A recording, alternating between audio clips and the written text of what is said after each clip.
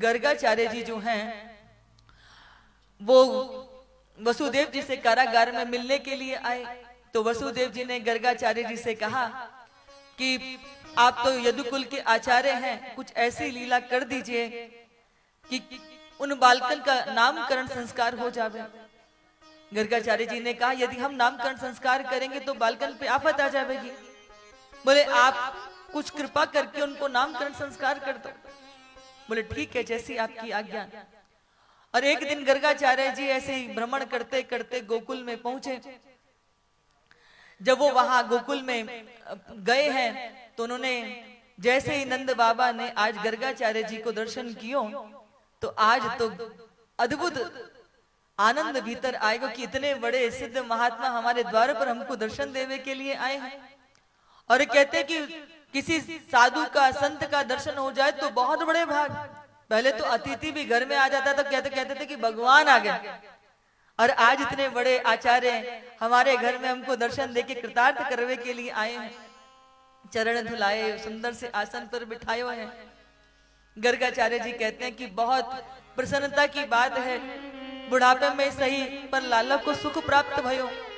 बोले बस आप सवन के आशीर्वाद थे, ईश्वर की महती कृपा थे, हमको लाला मिल गए। कहा नाम रखो बालकन को। जैसे कही तो बोले नाम तो कछु ना है, जिसके जो मन में आवे सो वही नाम ते पुकारे। कोई कलुआ कहवे, कोई बलुआ कहवे हैं। गर्गाचार्य जी बोले अभी तक नामकरण संस्कार ही ना हुए। बोले मुख तो ऐसा लगे कि आपके मुख ते नामकरण संस्कार हो, तो इसीलिए अभी तक कोई नाम नहीं रखो है। गर्गाचार्य जी ने कही ठीक है, परंतु हम ऐसे नाम रखेंगे किसी को पतो नहीं चले। तब नंद बाबा ने गौशाला के भीतर जहां गौ माता रहे वहां पर नामकरण रखने की तैयारी करवाई। इधर गर्गाचार्य जी जो थे वो संपूर्ण तैयारी करके बैठ गए। नंद बाबा आए, उन्होंने कही आज बहुत बड़े पहुंचे हुए ज्योतिषी हमारे घर में आए हैं, सौभाग्य हमारे बालकन को, इसलिए निलाए धुलाए करके बालकन को ले आओ, आज उनको नामकरण संस्कार होगा। अब यशोदा मैया जो है ना उनके मन में आई चलो यह बाबा की परीक्षा लेने में कि साधारण है कि पहुंचो भयो है। तो रोहिणी जी के गोदी में उन्होंने अपने बालक को दे दियो, यानी कि रोहिणी जी ने यशोदा नंदन को गोदी में ले लियो और यशोदा जी ने रोहिणी नंदन को गोदी में ले लियो। दोनों मैया ने आपस में हेरा फेरी कर ली बालकन की। अब लेकर के दोनों गौशाला में पहुंची हैं। जैसे यशोदा मैया आगे बढ़ी तैसे ही गर्गाचार्य जी की दृष्टि कन्हैया पर पड़ी और आंखें उनकी खुली की खुली रह गई, न हिले न डूले, एक टक देखते ही रह गए। जैसे त्राटक होता है ना, जब त्राटक समाधि लगती है तो आंखें खुली रह जाती हैं, न सांस चलती है, न जीव इधर उधर हिलता है। मैया ने आकर के प्रणाम करे, लेकिन बाबा होश में हो गए तब तो प्रणाम स्वीकार करें। दोनों मैया आकर के पास में बैठ गई।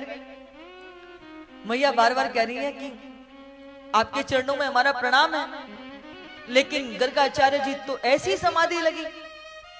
तो यशोदा मैया रोहिणी जी से कह रही है कि देखियो बहन, ये तो ना हिले ना डूले, ऐसे तो ना है कहीं इनकी राम नाम सत्य है गई हो, पर इन्हें कलंक लगावे के लिए हमारे घर में लोग। अब तो मैया की सांस पे सांस बन गई, ये तो बड़ी आफत आ गई। बड़ो अच्छो नाम रखो कि नाम रखवे वारो ही जो है यहाँ पे गोविंदा नमो नमा हो गए। तभी कन्हैया बोले अब लीला ज्यादा ही बढ़ रही, तो कन्हैया ने खेली खेल में अपने चरण को स्पर्श गर्गाचार्य जी कर दियो। जैसे स्पर्श हुआ तो चेतना में आए। गर्गाचार्य जी बोलवे लगे आएगो आएगो आएगो। मैया बोली कहाँ आएगो? बोले नाम याद आएगो। बोले ऐसो नाम याद करें कि तुमने हमें हमारो नाम बुलाई दियो, हम तो सोच में लगे कि आए जे का आएगो। तो गर्गाचार्य जी बोले यशोदा मैया तो समझ गए कि मैया ने हेरा फेरी करी, इनकी गोदी में तो रोहिणी जी को बालक है। तो गर्गाचार्य जी कहते हैं कि आपका के बालक में बहुत अधिक बल होगा, इसलिए इनका नाम बलराम होगा। और इनका जो वो अस्त्र शस्त्र होते हैं ना, तो हमारे जो बलराम जी हैं ना वो क्या कंधे पे रखते हैं? हल। तो इनका नाम एक हलधर भी पड़ेगा। और वैसे भी जो हमारे बलदाऊ है ना, ये तो माता देवकी की कोख से योग माया के द्वारा संकर्षित करके रोहिणी जी के घर में स्थापित किए गए थे, इसलिए इनका एक नाम संकर्षण भी होगा। और वैसे तो दाऊ भैया तो शेष नाग ही है, शेष का अवतार है। अब इधर का भयो जैसे ही कन्हैया के नाम रखने की बात आई, बोले ये तो ऐसे हैं कि सारे जगत के चित्तों को अपनी ओर आकर्षित कर लें। अनेक अनेक युगों में इनका अवतार होता है, कभी रक्त वर्ण में, कभी पीत वर्ण में।